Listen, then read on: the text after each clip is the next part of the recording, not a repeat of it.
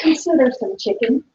Okay, it's real easy if you stop by a rotisserie chicken or Kentucky Fried Chicken or anybody else's chicken. Chicken. I have no idea, but we're short on chicken. Is what I'm saying. This Thursday we have Dr. Hahn here. Is that correct? I believe so. So, Okay, we have another announcement. yeah, that's right.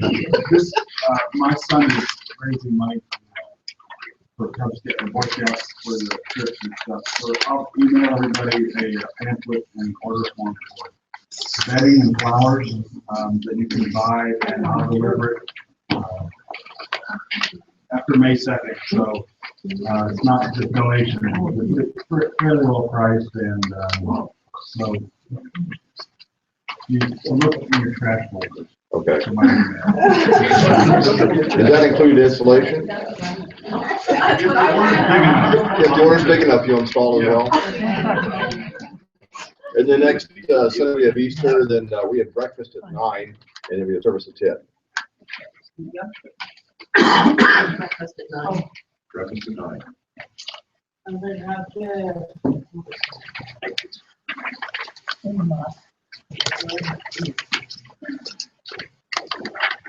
Is the camera working? I don't know. Brayden, you want to tell us what is and what's happening and kind of where we may go or are gone? Or Right now we're kind of in a testing phase, so it's on. It's recording to a private account, so nobody can really hear anything. It's just I have to send you a link to be able to access it. So if you guys want it, I can give it to you. If you want to hear it, if you want to see it, I'll probably send it to Gigi and she can put it out in the email this week if that makes you feel comfortable. That's a good idea. And then, but so it's technically on, but nobody has access to it. This is the recording of this Spin class. around and will it spin to the class? No. Take it. And we're not recording the prayer time, so our prayer requests are private. Our conversation at that level is completely private. And then even once this link is shared, it's not everyone in the world knows about it. It's just us. Well, they already knew about Well, it. they should be praying and studying the Bible then. They know your thought before you think. That's true. So hear the rest of the class. Absolutely. that might be an application that I hadn't That's thought of. huge for me. Yeah. Or if it's really Farming. great, we can forward it to somebody that needs to hear it, that is in a different place, different Absolutely. city. I think there should be evidence that they want it. Not that we Yeah, don't just just forward push it it to off. Well, I know someone. that I could if I knew somebody. No, That's what we're saying. people should want it, not that we want to send it to them. I am not interested in what we do here becoming an unwelcome piece of evangelism. If we, as we are developing this option, as things become available, as changes come, we'll talk to everyone about it, okay? And we're not sure. There's a sense of experiment to all of this, of whether there's kind of potential of interactive live at some point with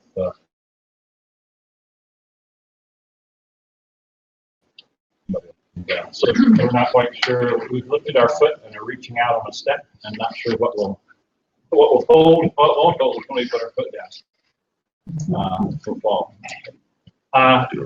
Glad to be back. Thank you for your prayers. I'm not sure who was here last. Ron, were you here last week? So you guys have met Ron and his family. We were praying for them before they came to this country, for your interviews, for the visa or whatever it was. Class was praying about that. And didn't know if any of you remembered that and made the connection along the way. Glad to have Linda live and good with us. There's connection history with her and them in India, and we're delighted for that.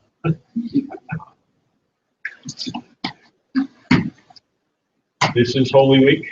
The Seder on Wednesday, Monday, Thursday service on Thursday, and the Tenebrae service on Friday.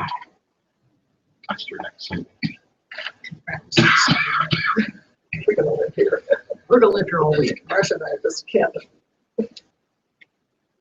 Are you, yeah. Yeah. Well, I decided, for better or for worse, to continue in Genesis today rather than doing something related to Holy Week.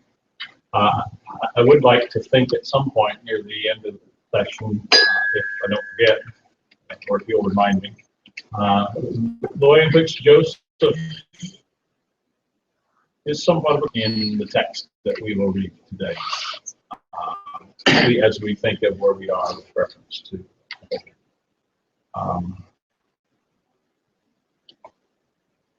As I thought about the lesson, working on it yesterday in the pain of sore muscles after the truck loading.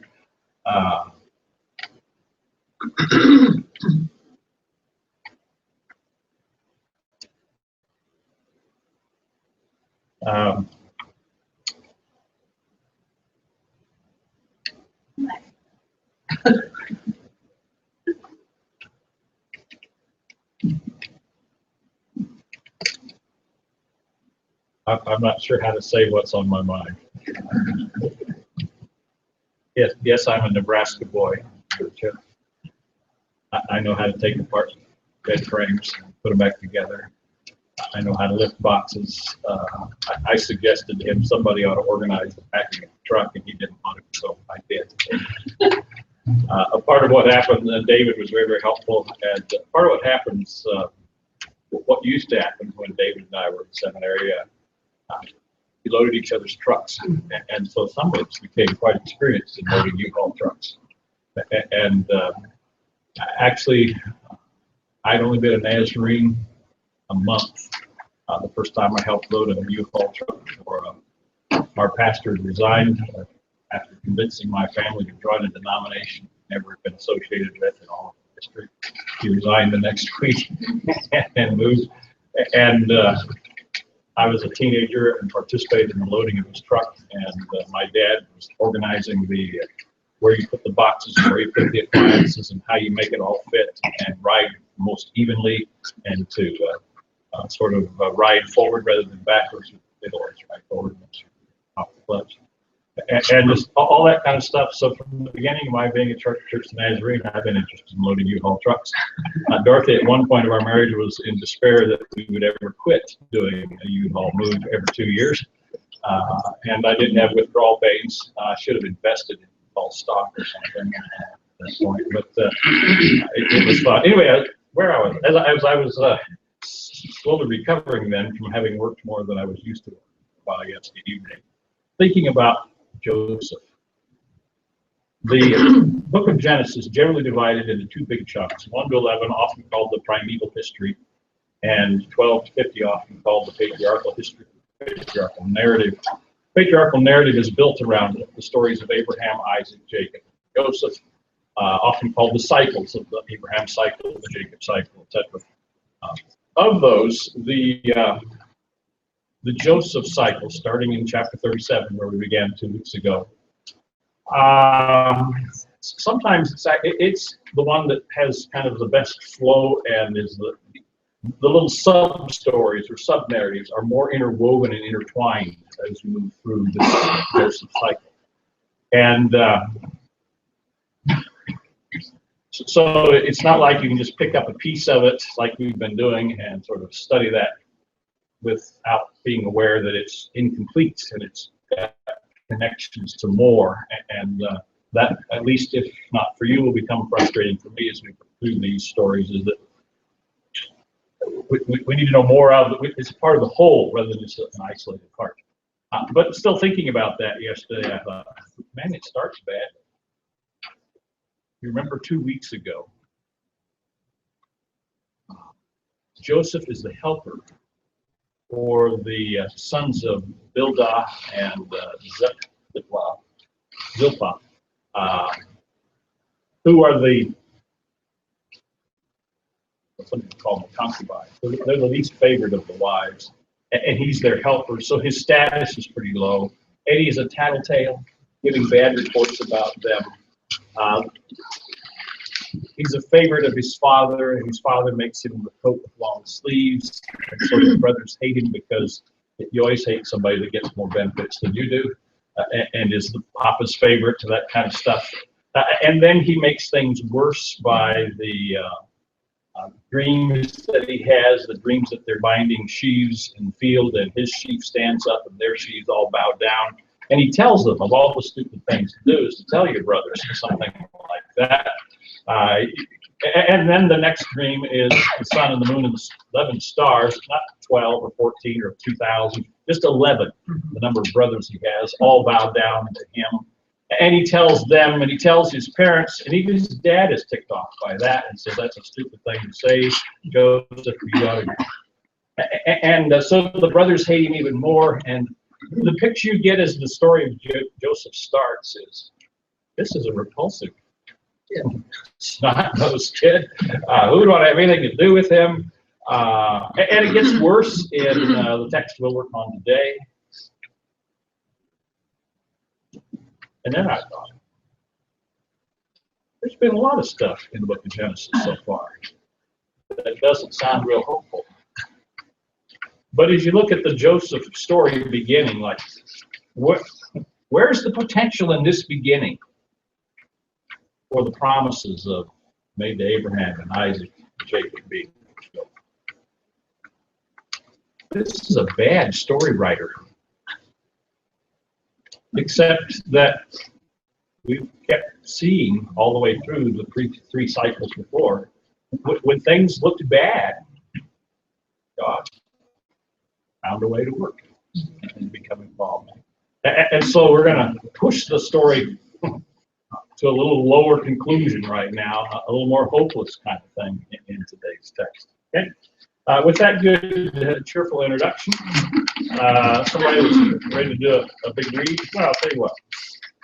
I can get somebody to read verses 12 to 24, and then someone else to read 25 to 36. That would divide up into two sections. Now his brothers went to pasture their father's flock near Shechem. And Israel said to Joseph, are not your brothers pasturing the flock of Shechem? Come, I will send you to them. He answered, here am I. So he said to him, now go and see if it is well with your brothers and with the flock, and bring word back to me. So he sent him from the valley of Hebron. And he came to Shechem, and a man found him wandering in the fields. And the man asked him, what are you seeking? I am seeking my brothers, he said. Tell me, please, where are they pasturing the flock? The man said, they have gone away, for I heard them say, let's go to Dothan.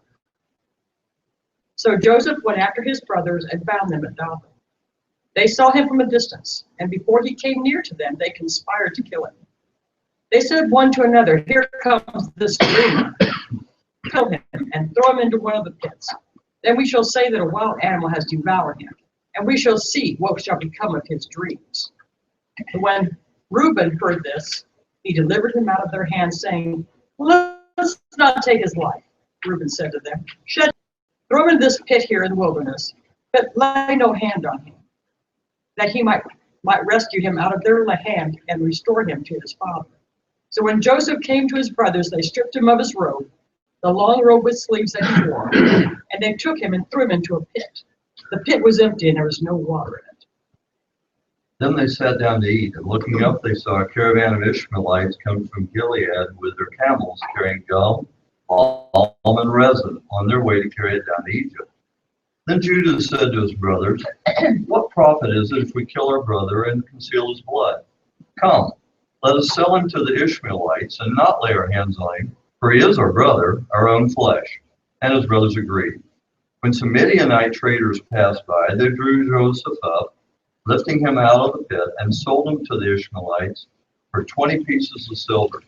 And they took Joseph to Egypt. When Reuben returned to the pit and saw that Joseph was not in the pit, he tore his clothes.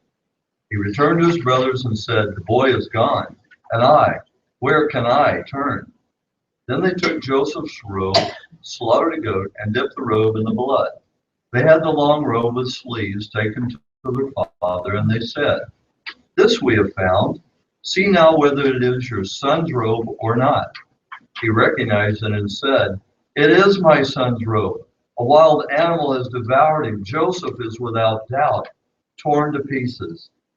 Then Jacob tore his garments and put sackcloth on his loins and mourned for his son many days. All his sons and all his daughters sought to comfort him, but he refused to be comforted and said, "No, I shall go down to Sheol to my son, mourning." Thus his father bewailed him. Meanwhile, the Midianites had told him in Egypt to Potiphar, one of Pharaoh's officials, the captain of the guard. Thank you. Any questions? What's the difference between Midianite and Ishmaelite? Okay. That's one of my questions, sorry. Marcia? I would think these guys would have to be awful hard-hearted, not to be bothered by the fact that their father is wailing and sackcloth and mourning for his son. I know they want to protect themselves, and that's what evil does. It wants to take care of itself first. But I would think they have to be pretty tough, not to give in and let him know he's not really dead. We've done this thing. Okay. You? I'd like to defend Joseph in contrast to your critique of it. Okay? Okay. To me, Joseph, and we see this in my opinion, we see this by the entirety of his life. I think you might attribute the characteristic naive to him, but he was excited. I mean, I would be excited if God had spoken to me and revealed something to me, and I would want to share it.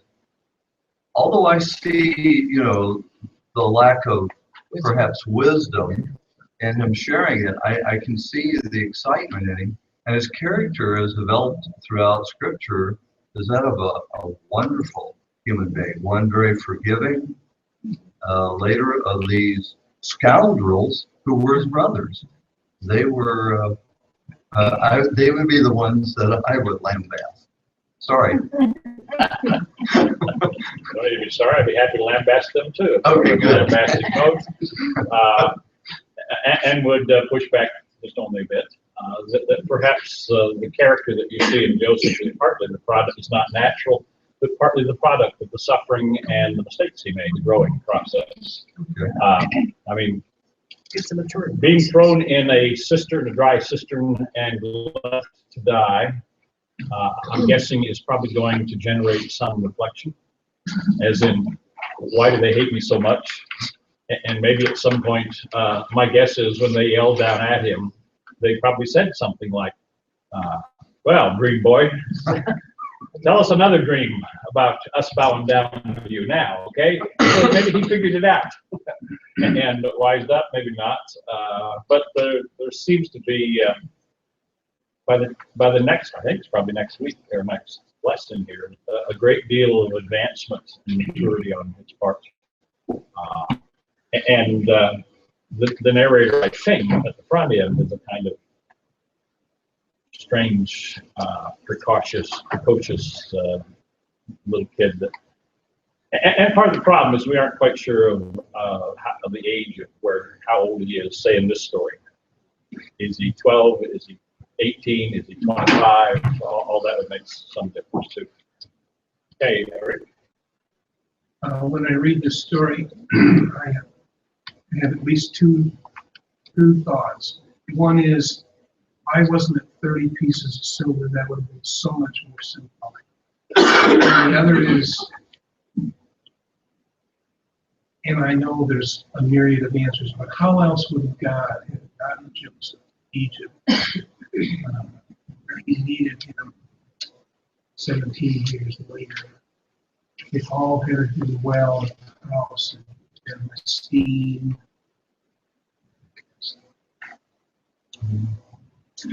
Yeah, well, Plane, that'd work. pardon? He said, put him on a plane, that'd work. Okay. So that's all the answers that we provide in this context. Just, I'm sure there's, I want to put it that way, lots of ways God could have gotten you there. There's also a God who could have changed the famine and not needed him there. So I'm not sure how the combinations of events all work together. But it seems to me God did take good advantage, brought good out of well, I think we would have to call the evil treatment of his brothers, which some of you had this dumped on you before. The preposition in Romans 8:28 is often translated for. I think Greek preposition should be translated toward. God works all things together toward good. Not that they are good, but whatever bad stuff God finds and good stuff God finds, he works that in the direction of good. He's always moving it toward a good outcome. And I think we can see that in this case. Evil treatment by the brothers, harsh realities of the ancient world, and yet God found, not just a silver lining, God found a way to make that have a profitable outcome. But in a large sense, God was complicit in that he gave Joseph the dreams. He gave them to him when he was immature. So many things could have been different, as always, but I felt like, you know what you were doing. It's like we have children. We know if we'd have given them, a big fancy sports car when they were 15 and a half, you know what happened after that. The ways of God and his complicity with what happens in our lives are fascinating kind of question.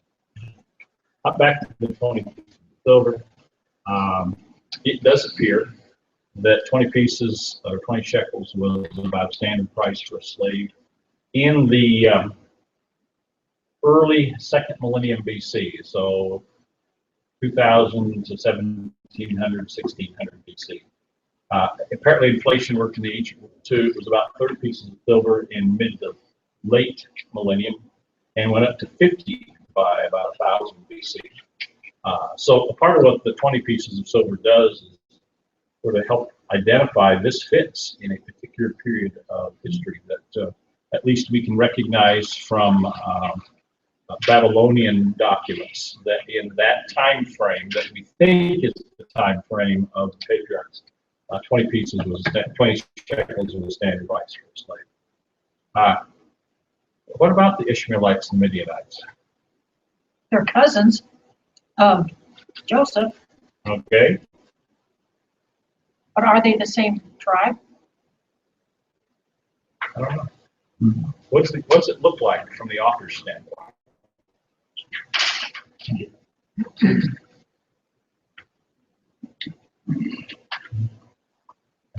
He just kind of uses them interchangeably, doesn't he? Yeah. Which, among other things, ancient narrators would do that with cousins, probably anyway. It may be, I don't know. Commentaries all comment on this, and some make up elaborate explanations that don't make any sense. And the most simple thing seems to me, the author uses them interchangeably. And so whatever differences later periods of history might have made between the two, this author isn't paying attention to those. This is Tom. The pitch here, but I don't see the point of verses 15 through 17. And I just want that. Thank you. That was one of my questions. Did you read it? I think I saw your notes. Yeah. We'll ask that later. David asked a question yesterday. Trying to distract me from my aching muscles, probably back or something. Why did they go to Shechem? Do they have a good track record in Shechem? I mean, just 2 chapters earlier, they're essentially fleeing for their lives because of, was it Simeon and Levi killing a bunch of, or all of the Shechemite males after tricking them into becoming circumcised after the rape of their sister Dinah, all that sort of sordid story. And now they head back in that general direction. Commentary is puzzled about it, David. Nobody has a satisfactory answer. The most common answer has to do with different sources that may or may not know. Or you could also wonder about the chronology, if in fact earlier than the other story or something. But it's another one of the problem issues there. Another problem with this whole story is why Jacob sends Joseph to check on his brothers. Does he not know they hate him? Another problem is this is a 65-mile trip. Now, part of that question of how old he is sort of figures into this. If he's 15, 16, 18, to send a guy by himself, a young man by himself on a trip of 65 miles into strange territory where, you know, you've had bad relations and people want to kill you and your tribe, to send one of your sons, your youngest son or your second youngest son, into that circumstance seemed like, what in the world is Jacob thinking? There's more complicity issues there, even than God. Man. So all kinds of interesting things in this story, and lots of them create problems for us that we don't quite know how to solve or answer, which suggests a couple of things. Number one, the biblical narrator apparently wasn't concerned about our questions. So sorry to break. Number two, there's probably some larger overarching concept of truth that the biblical narrator is interested in that we need to try to capture and find that more than, oh, why did this happen? Why did that happen? Etc. But it is an odd sort of story with its own problems. I find the opening line in 15, the man finds him wandering in the fields near Shechem. What does that tell you?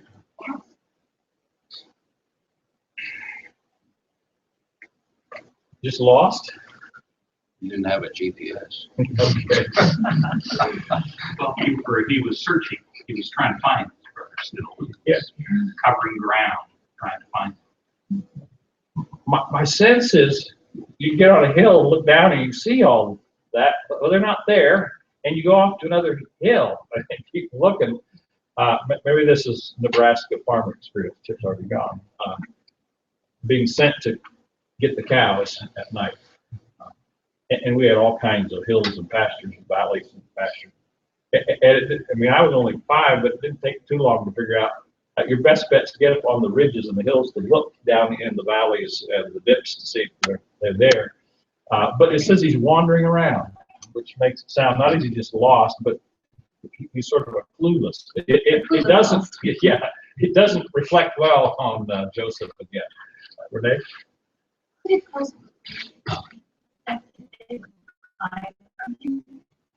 That's a possibility, I suppose. Except they don't know. Yeah, they don't think. Now, Tom's question that I'd ask. All of that, start right, he came to Shechem. If you skip from Hebron to either Joseph went after his brothers, found them, Dothan, or just skip to verse 18, they saw him from a distance. You don't lose anything in the big flow of the story, which suggests the narrator had some purpose. And it may be that the wandering in the fields is a part of it. Of that picture of Vince Galen's characterization. This kid doesn't quite get it. And almost creating maybe a sense of sympathy, or this kid's almost a victim. This is a dangerous sort of circumstance. And there's some commentators are interested in a man found him, and the man, and the man. That there's particular emphasis given to this person that he engages in the conversation with. that there is someone who does try to help him, and he is not totally alone. Frankly, the question, what are you seeking? I'm seeking my brothers, as if this stranger would know who his brothers were. There's all kinds of, now, given the backstory at Shechem, they may very well know who they were, but it's kind of a funny developing sort of story at this point, until they see him from the distance, recognize him, and plot to kill him. How do we know it's him? The coat. So that the father's favoritism comes back now as a contribution to the danger that he's in. This is kind of the payoff of that favoritism.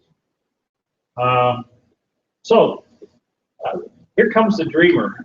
Dreamer's sort of obviously it's an adequate translation, except the Hebrew has the master of dreams. What's the difference between saying at this point of the story, here comes the dreamer, and here comes the master of dreams? Yeah. I think that it's implied here that these brothers believed him.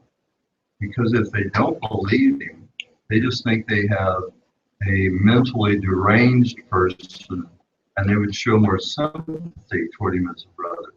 But if they believe there could be some truth here, I think human nature teaches us that we all have a problem with somebody else's gift if that gift is leadership. If that person is perceived as someone superior to us, which is our own human nature, then we have a real problem with it. And that's why they wouldn't be killing. So I think the master of dreams implied they were worried that this was truth, as ill-advised as it may have been to have expressed it. Okay. Don? Couple of things here. I think for him to embrace his dream, and you don't often see a king go out to where the servants are. And I think in this case that Joseph is already playing that role a little bit. That they're not coming to him; he's going to them. Okay.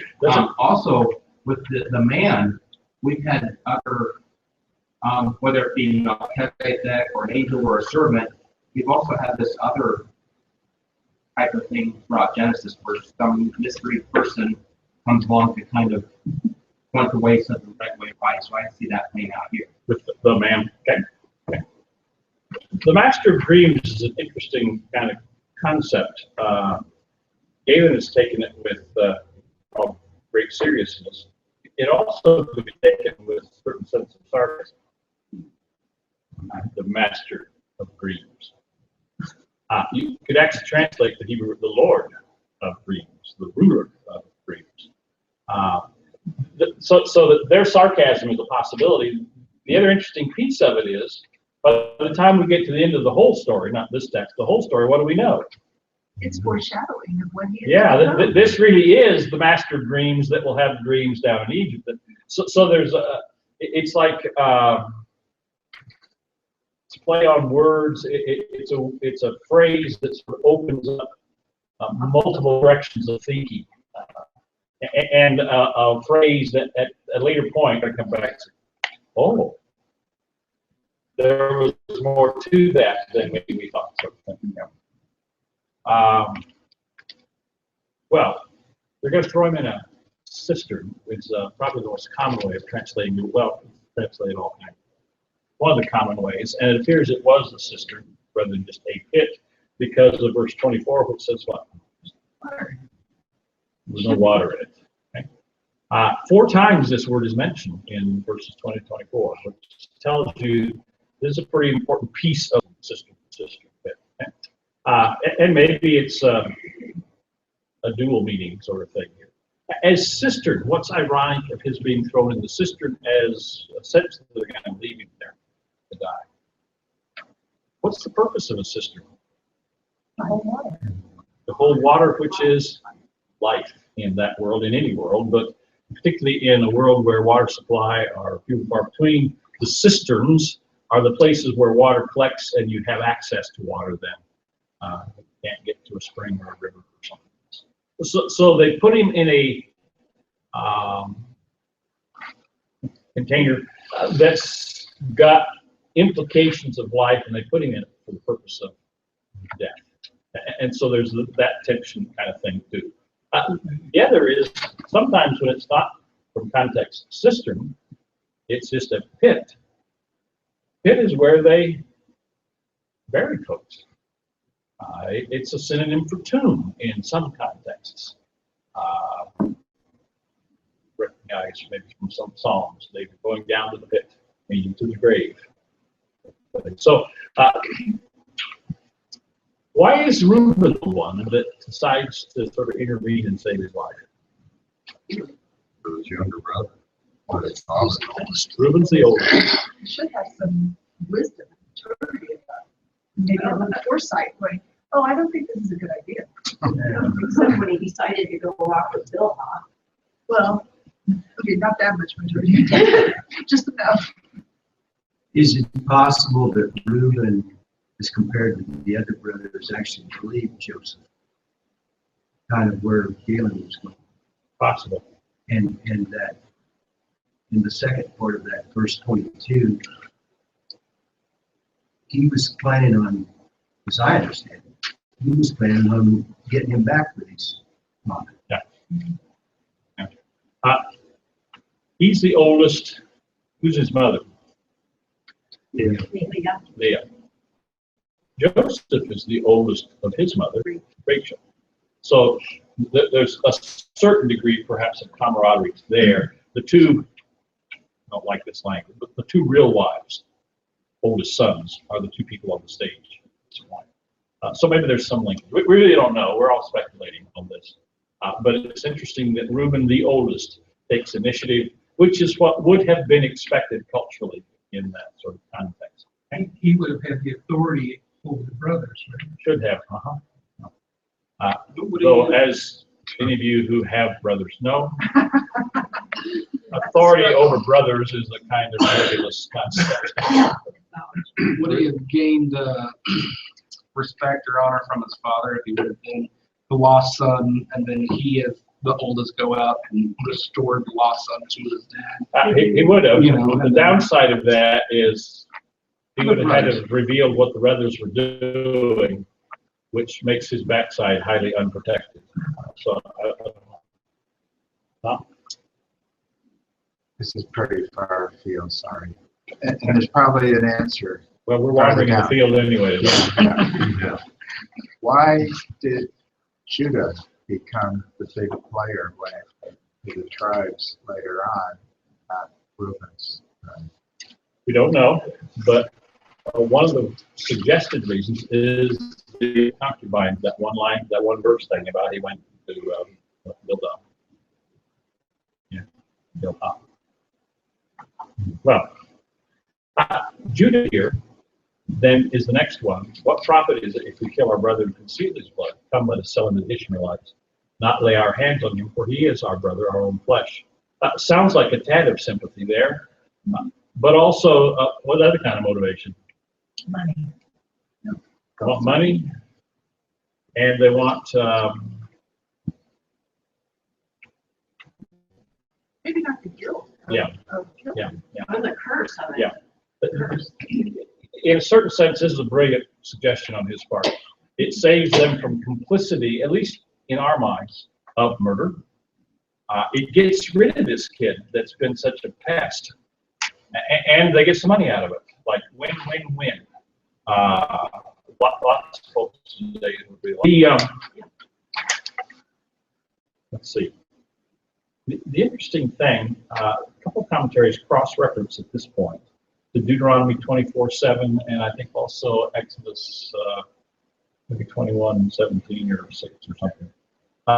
If someone is caught kidnapping another Israelite, enslaving or selling the Israelite, then that kidnapper shall die. So in later Israelites read this story, and know that piece of Torah, what is at stake here?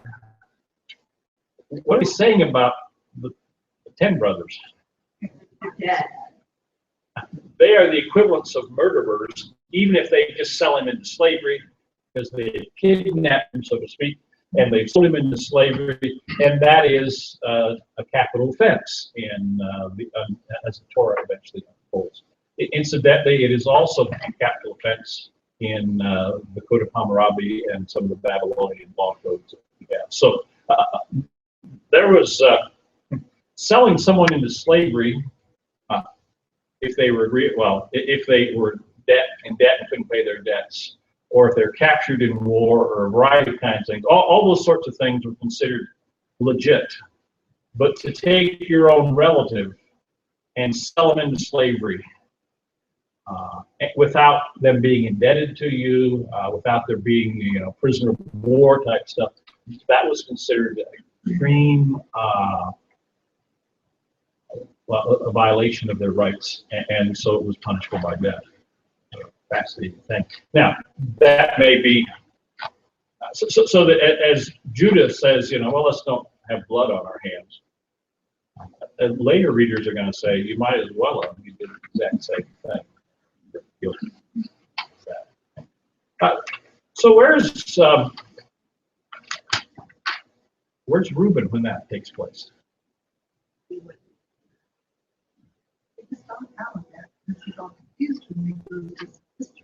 Yeah.